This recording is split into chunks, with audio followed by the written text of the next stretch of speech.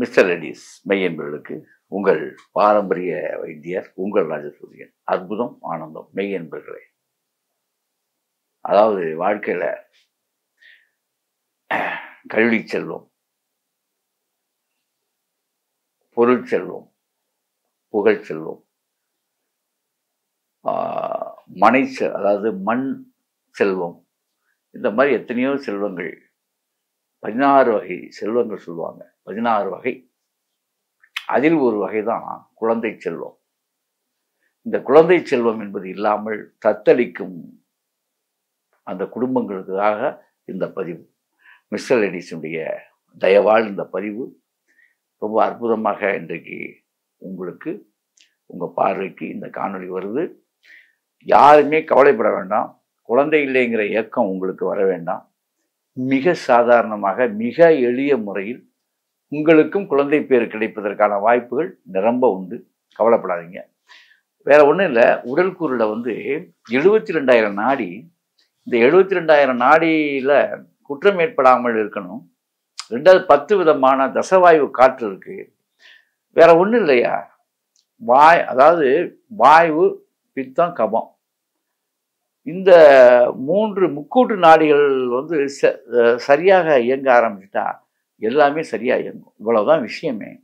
இந்த அடிப்படையை தெரிஞ்சுக்கிட்ட ஒரு சித்த வைத்தியரால எல்லாமும் ஆகும். ஆக வேண்டியதெல்லாம் ஆகும். அதில் ஒன்றும் மாற்றுக்கிறது இல்லை.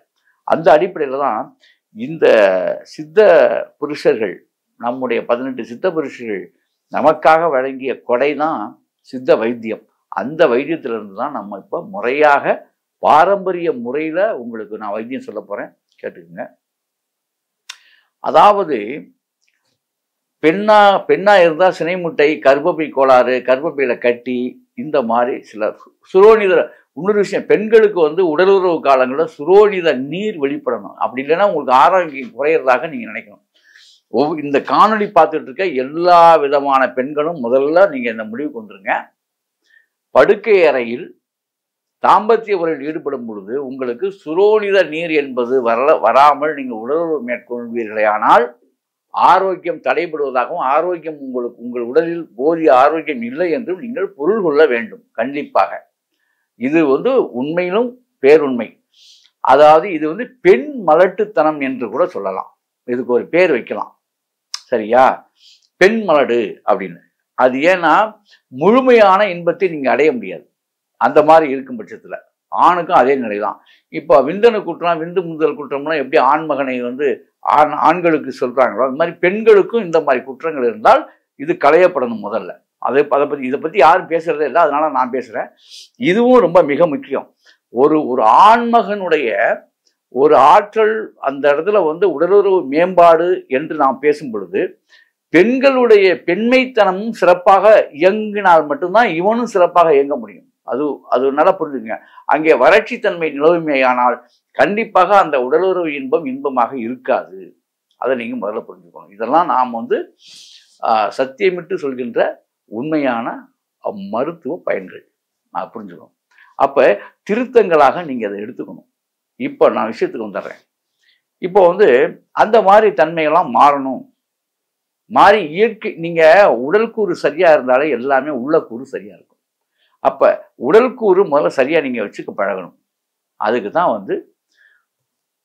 ஆணி வஞ்சரை. இதுக்கு பேர் ஆணி வஞ்சரை அப்படிங்கிற, நல்லா எழுதிங்க, ஆணி வஞ்சரை அப்படின்னு பேர்.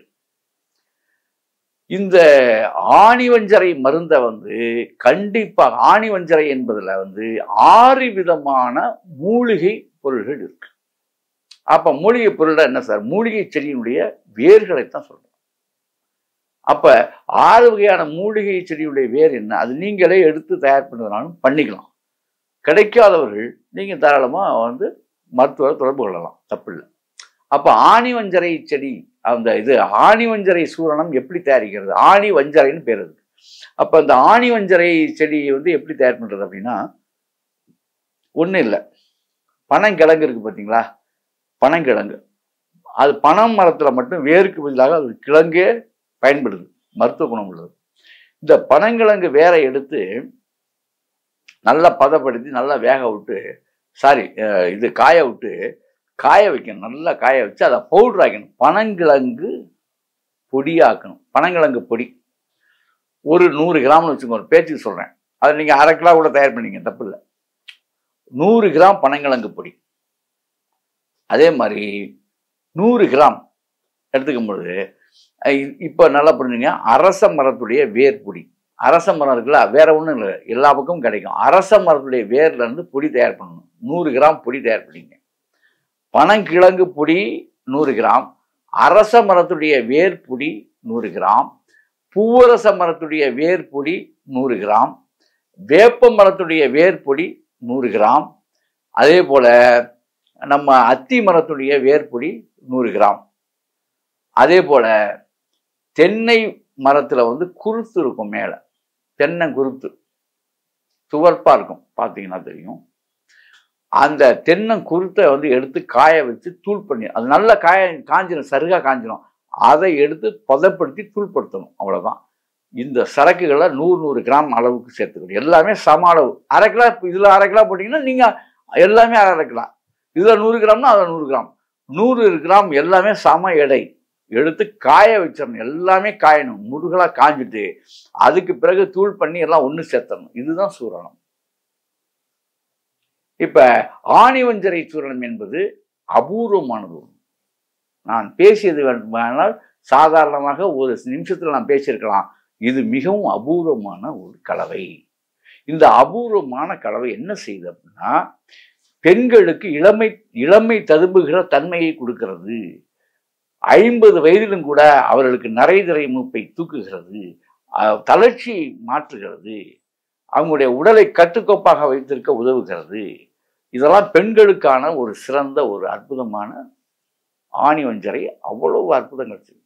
இது ஆண்களுக்கு கிடையவே கிடையாது, பெண்களுக்கு மட்டும்தான். இது பெண்களுக்கு மட்டும்தான். சுரோனித நீரை உற்பத்தி செய்யக்கூடிய ஆற்றலை இது தரும்.